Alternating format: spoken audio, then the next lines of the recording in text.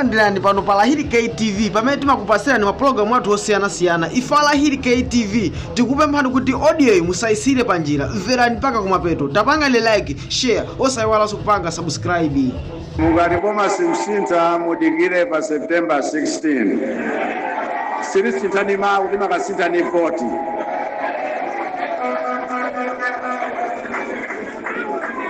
Tagwirizana wanu.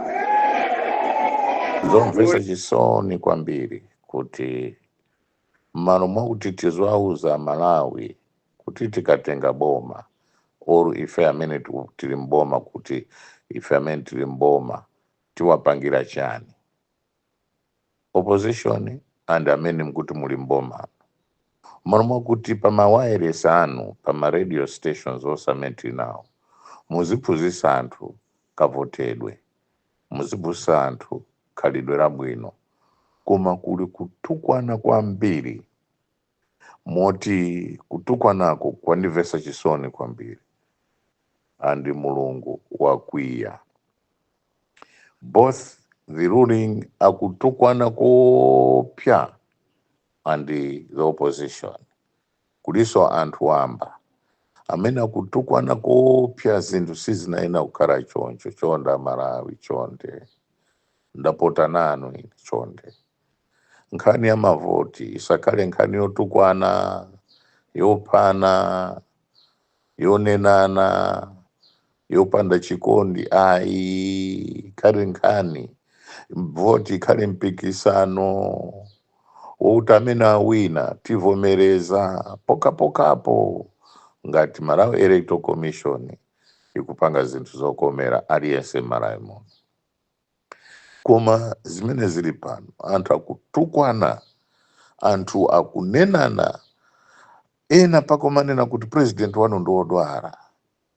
Sono ngati president wanu ndi wodwala iwe chikukhuza ndi chani? Chifukwa nawenso ndi president wako. Sononso ena ku opposition akumatukwana kuti amen kumtukwana kaichakwera kaida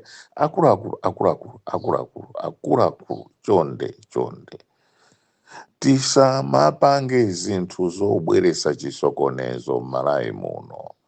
We are a peace loving country people. Amalawi chonde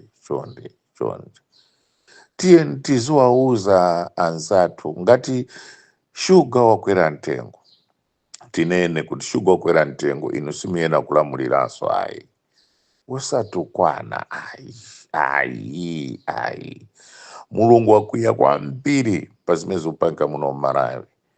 Ndiye ndikuwuzeniso kukhala maliro zimfa zopya msogolo muno, maliro amene muzalephera ndikuyikana chifukwa mwasiya Mulungu apo, mwatenga mtima wa chirombo kumatukwanana, kumanenana, kuphana, kumwerana magazi.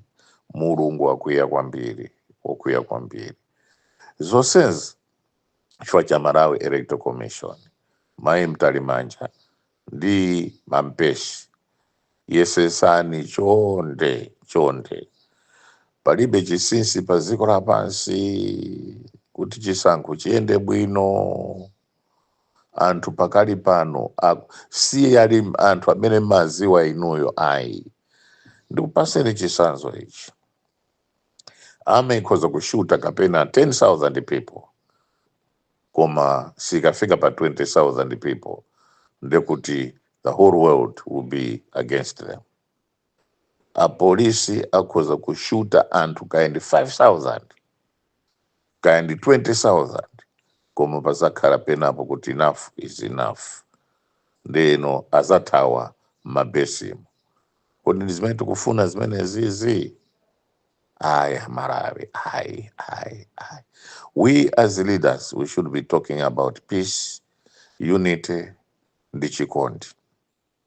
We as leaders, for ine pano ndifuna ndikuwuze nokuti the design ya mbendera ya Malawi imene anapanga china Crispin Chindongo ndi Ngerezi Mwaunguru, panali anyamata awiri, and anyamata awiriwa ndi anthu ena analipo anara Ndovi akagwira kumalawi wesi, panali achizanja Nkoma akulilongwe. Ndapamene amati m'Malawi muno pazonsezi kuti tikhale bwino tikhale ndi 4 cornerstones. Ndi anayamba kuti unity, loyalty, obedience and discipline, kuti zonse ziyende bwino. Ndi Amalawi all these years were known for these 4 cornerstones. Ndi zonse zija zatha panopo tukutukwanana kumatani ayi enafe tili ndi moyo chonde Malawi asapite kumeneko ayi. Apolisi esesani kuti mukhale ndi khalidwe labwino, osati longomanga chifukwa panopo mukhuzonena kuti kuno kuliwa kuba ino simpita kuti fuel palibe, koma kungouzidwa kuti tiyeni mukamtenga wakuti mumampeza fuel pompo paka mumapita kukamanga. Siyani khalidwe limenelo. Amalawi ame siyani khalidwe longotumidwa inuyo ndino madefenders aziko, musalowerere zandale, mukalowerera zandale zizakuvutani. Kunjako kwaipa, maiko akunja atopa, kumamva ukukulishani, kumamva ukuka. It's no longer kuti you are superior. Tieni tinene za chikondi chonde. We have to promote peace.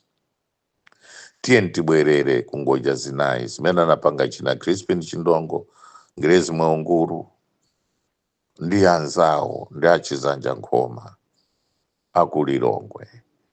Chonde. Osati basi panopo chipwirikiti chotukwanana za mkabudula za chani tisamachite zimenezo chonde Malawi. Not share that nonsense. Khalidwe lakuti muzikapana zikwanje, muzipana chifukwa chakuti mufuna mukhale pampando siri kuthandizani. Opposition iso try to show leadership ikufunika muona mpito mtalikali chete akumtukwana ndumo wadwara watani sali bwino ali chete sakwayankai. Kodi kudwara kuli ndi mpanda, kodi kudwara kuli ndi mwene wake, kuti inde odwara uiso odwara pambuyopo pananipekesera kuti chakwera omwalira etani anaza nena kuti enafe tinanena kuti ayi tisamanene chimenezo. Ndi panonso iso MCP mubwezaso kaja pambuyonso panani kuti epita nthawi ija wamwalira ku America. Kodi chifukwa chani mukwafunira anzanu zoyipa? Ife ngati ma leaders tizinena chikondi pa milomo yathuyo pazituluka uthenga wa chikondi owopa Yehova. Ndi mmapita kuchali chantino mmapita kuchecho mukatani chifukwa ena amene mukutukwana apa ndino akhristu. Ndesiyani tuzopita kuchalichi ochani tumachalichi osewa chifukwa ndi chifukwa chani mukutukwanana. Mulungu wakwiya tukopya maprofeta ali munosa upanga zawo mano mwakuti auze mtundu wa Malawi kuti Mulungu wandiuza chakuti angonena zawo za moto wawo zawo. Why are we degenerating into such a life, confused life, such impwirikiti? Amalawi zonseze chifukwa cha Malawi Electoral Commission. Mene ndikunena pano zulo ndithu president mzitumiza mabasi chani kupita kunsanje ukatenga anthu utazikadi ya usanjike zona. Nenani uthenga wa chikonda president. Opposition iso nenani uthenga wa chikondi chonde. Ino ampesi ndi amtalimanja. Pangani chisankho that will be free and fair. Siyani za mashini izo.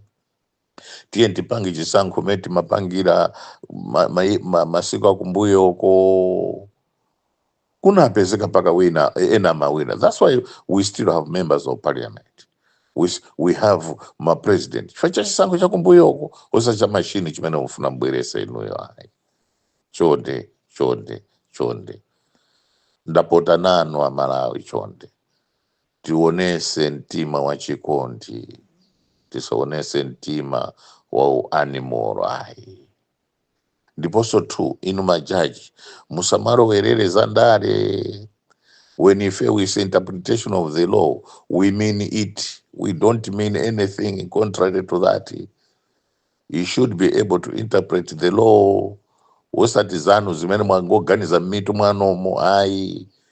The law is very clear, which is made ndife anthu, which was framed ndife anthu. Musatenge nchito ya kuparliament kuti ikhale yanu. Ai chito yanu ili section 8 ya constitution kandi 9 kuti inuyo muzatanthauzira malamulo koma kupanga kwa malamulo ni ma members of parliament pasakhale chimpwirikita ai so panonso china ndi chakuti musagule ma certificate anthu chondino amara electoral commission lesani zinthuzi. Ine sinaone kuti muno Malawi or dziko lapansi mukuyamba official campaign when parliament has not yet been dissolved.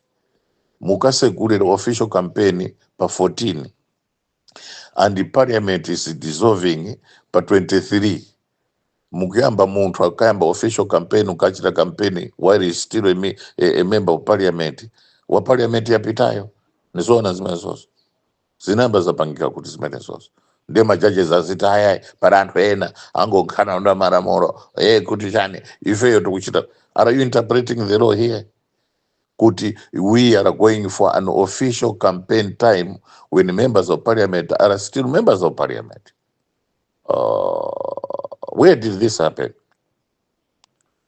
Ndizoona zimene mukunena panoizi ndiye mzinena kuti ayi para anthu ena misguided people amene angonena we are not misguided. Tukukuunikirani kuti this is not the interpretation of the constitution. And the one that is heading that institution, Malawi Electoral Commission, is a judge of the High Court in Malawi here. And when we are saying, do you interpret the constitution professionally, in a professional manner? The answer is no. So chimene munena sokuti ayi pari misguided people amene akumapanga no, that is nonsense. Ife tikupempha chonde khalani sober. Khalani sober. Aku Supreme Court khalani sober. Aku High Court machaji be sober. Osamango panga zinthu chifukwa kuti pali chimpwirikita ayi Amalawi. Siyani a president siyani kudyesa anthu mwasikira chifukwa kuti mufuna kukhala pampando chonde. Convince them with good policies. Convince people with good policies, the alternatives. And mkunameza kumunamaso kuti yayi ife panopo timachita Ray Foundation. Sipita mnamchosa atachita ujeni 5 years only. The years ankapanga Ray Foundation. Ray Foundation ikare inonoka basi. Ndamene mochita Ray Foundation. Professor Peter mnamkaniza utasachita Ray Foundation. Kuma inuyo mupitilize Ray Foundation zona zimenezozo. Tanena kuti mwalepera president. Sichifukwa Nelson Mandela anamlangiza ku South Africa. Bwana ndinochuka inu. Bwana musachite serve 2 terms. Ife tungokulangizani kuti zina lanu likhale labwino. Mungochita serve 1 term atasirana anthu awa. Inu muzipitiza upanga zina ndi zina. It's not the end of the world. Mandela listened. And he announced to the people of South Africa, kuti ineyo, I will not go for 2nd term. And he died a hero. Nde inuyo mnamchosa Peter Mutharika naiswa kuchita Ray Foundation. Mnamchosa nde inuyo mkuti ife tivomere kuti mpitilize Ray Foundation. That is not all. Ndi mawa amene mawa ndine na zambiri. Mawa producer another VN that will educate Malawians. Once again, good morning.